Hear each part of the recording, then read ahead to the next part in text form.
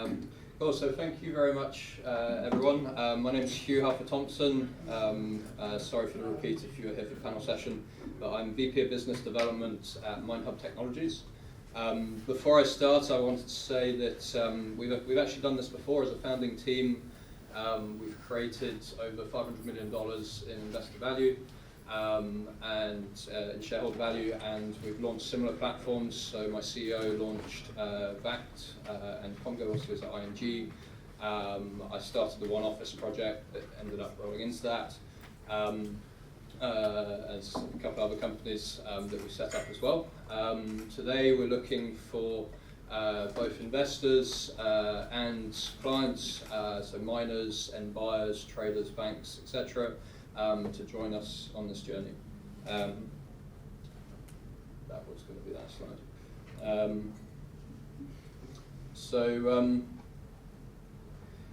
MineHub has built a platform to redefine efficiency in the mining and metal supply chains. So we bring trust to the trading and management of natural resources. We've got an expansive platform and ecosystem. Apologies, it's right behind the panel. It's hard to see, but our ecosystem vision is quite wide. But the priority is to help users improve their bottom line and start getting transaction volume through the platform. Users of MineHub are shown on the right here. We've got miners, we've got traders, refiners, smelters, royalty holders, banks, OEMs, etc. And really, there's a lot of different parties involved, a lot of different departments in some large companies, but we're solving the same issue in all of them. It's the communication between companies where we really thrive. The platform is mineral agnostic. We're supporting bulk shipments, bulk cargoes, working with concentrates, refined base metals, precious metals as well, and fertilizers. I'm sure more will come. And the companies at the bottom here are those that have been involved in our consortium from the start. We've got Newmont Gold Corp, Capstone Mining is so Newmont is the biggest gold miner, Capstone is a SME miner, Kutcher Copper is about to start production, they're a very small miner out in Vancouver. Ocean Partners is a major concentrates trader, ING Bank is the biggest commodities bank in the world. Wheaton is the biggest royalty holder in the world for precious metals, and then we're partnered with IBM and White & Case. So IBM's been building out the technology side, RIP, but we're working very closely with them, and White & Case on the legal side. If you look at the problem we're solving, so rather than solving for a specific vertical, we're solving three interrelated issues. And these challenges play across commodity supply chains. You've got a major issue with costs created by archaic paper-based processes, massive inefficiencies. You've got demand and massive lack of transparency and provenance. And that's got pressures coming in from the regulatory side as well as the ESG or climate action side. And there's also issues around access to capital. And if you look at these issues together, the two on the right are actually caused by the one on the left, they're an outcome of it. And if we can solve the reliance on paper, we can sort out all three of these. We can digitize the setup, we can make it so that if you want to share provenance, but the administration burden is just so much that there's no way you're going to do it right now, or if it's done automatically, if you just tick it in the config, suddenly it's much easier to do these sorts of things. If I look at, if we look at what the supply chain is meant to look like, this is the physical journey of copper from the Penasquito mine in Mexico. It's being financed by Wheaton as they finance the mine itself. You've got Gold Corp digging it out. You've got ING Bank offering trade finance to Ocean Partners who are buying it, and then Ocean will sell on the other side to a smelter or an end buyer. Consumes a lot of metal.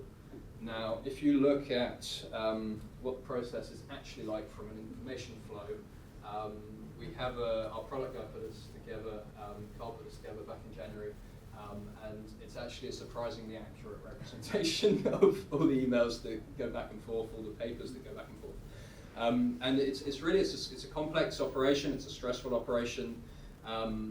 Everyone's dealing with just bilaterally with paper, with email, with WhatsApp, WeChat, with couriers, and waiting for documents to move around the world physically.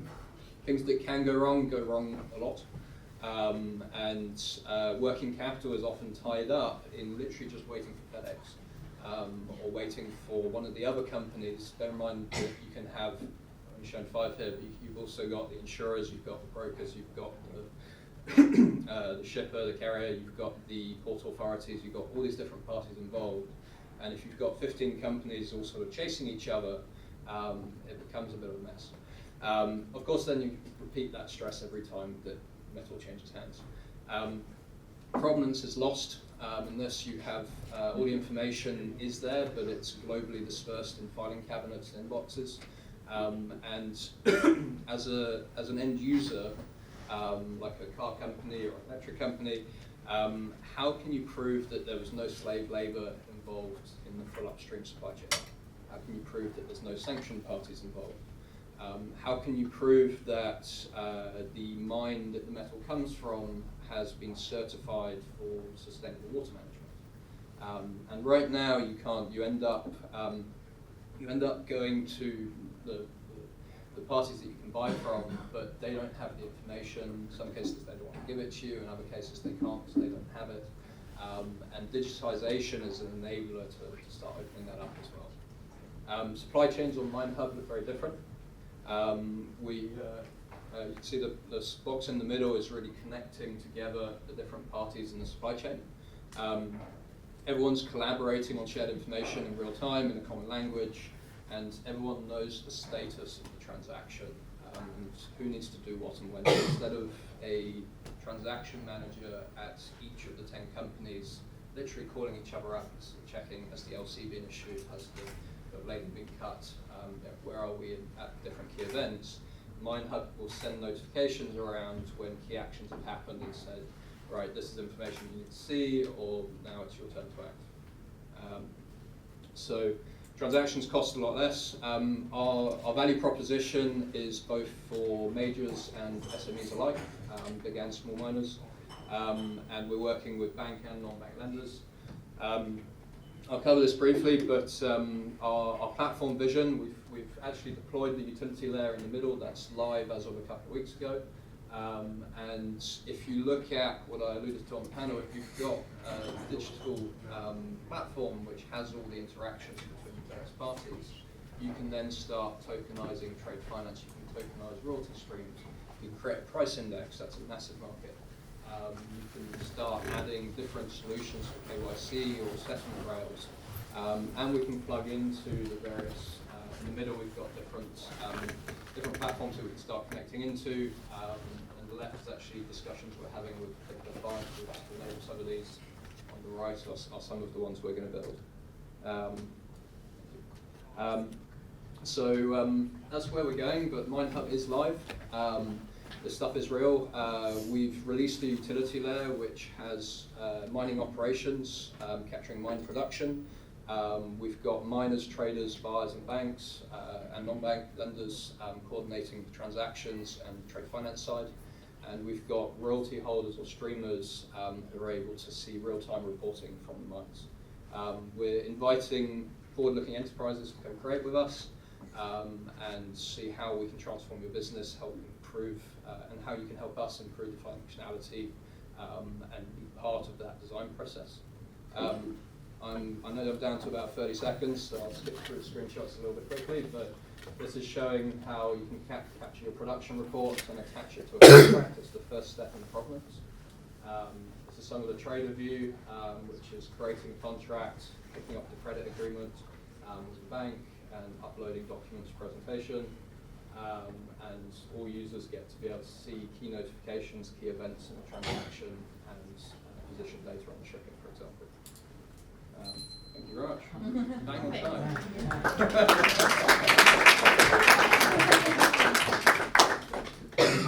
Thank you. I'll open it up to the panel. There we go. Sharon, ready?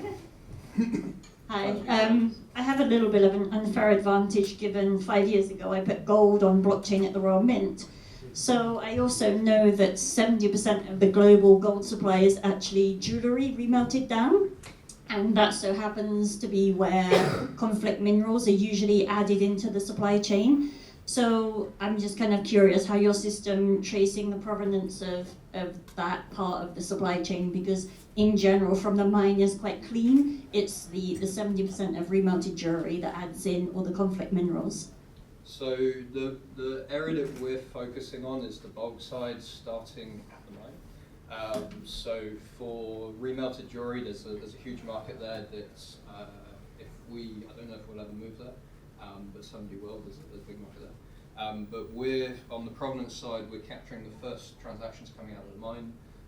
We have tied to that any attestations about the mine that could be made by would drive the license, it can be NGOs, it can be things like the Equator Principles and others that people sign off to. We can attach that paperwork along the supply chain so that it follows all the minerals.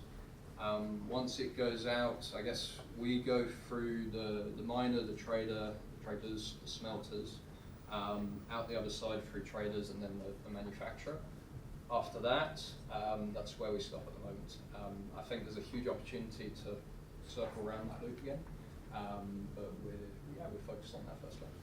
Okay, great, thank you. Sorry, one other quick question. So I think you kind of outlined your value proposition from left to right. So you would say that the biggest benefit right now is kind of reducing all of that paperwork and basically cutting out costs through the whole sort of chain, mainly with the paperwork, would you say, or? It is in that that's the most immediate and obvious benefit. If you think of a transaction that will have somewhere between 5 and 25 parties involved in it, you have 400 pages of paperwork, 100 people across these companies who are all touching the transaction at some point. It's a complicated process, and the efficiencies you can get there are massive. The efficiencies, I think, in terms of value to our customers will be blown apart by things like the working capital constraints, things like branding opportunities, basically all the other stuff that you can do once the core is working. And that's actually reflected in our business model as well. We're looking to make the utility layer that we've launched as cheap and accessible as possible. And we won't make our money from that long term. We'll be making, we'll be focused on making that a market utility, and then starting to build value-add services, plugging into other platforms as well, where we can create that value. Okay. Anyone else? Yeah. So obviously this relies on, if I understand it correctly, the data that gets put on the blockchain being accurate and being complete. And that must be very difficult to get people to go from paperwork to doing that and doing that effectively. Where are you in solving that problem? So I think there's two sides of that. So in terms of the efficiency side, if you look at what we can do with MineHub, if you take the mining operations side, if you're a big miner like HP or someone, you've got, you'll have an SAP system, you might have a MineMan system where you've got all that process managed internally already. If you're a small miner like Capstone, currently they use Excel. This can become their main, kind of like an ERP internally, this can be their main system for tracking their inventory, as well as their main marketing system, so marketing, sales, and commodities. So for them immediately that's an efficiency play before you even get any other parties involved. Obviously on their own that's not really using all the extra blockchain aspects, but as you start going down that supply chain, you get these efficiencies. A lot of the data is already digital at some point in the flow, but what you have is every company is digitized internally. You do it on, say you've got your CTRM is Amphora as one of our partners. You might be using them as your CTRM, and you do the trade through your back office. You print it out as a PDF, email it across to the other guy who might be using Amphora the other side. They might be using Triple Point or something else. And somewhere we've just thrown away all that digitization, put it in PDF, either couriered it or emailed it, and wasted that process. So finish by saying that, yeah, through connecting those together, you can, like, a lot of the information's already there. It's about creating the efficiencies for the right people. I have about 3 questions, but I will maybe grab you after to ask them. If that's Oh yeah, okay. I was going to say, I'll be here till the end, so please Didn't get a chance, so I'll do it after. Thank you.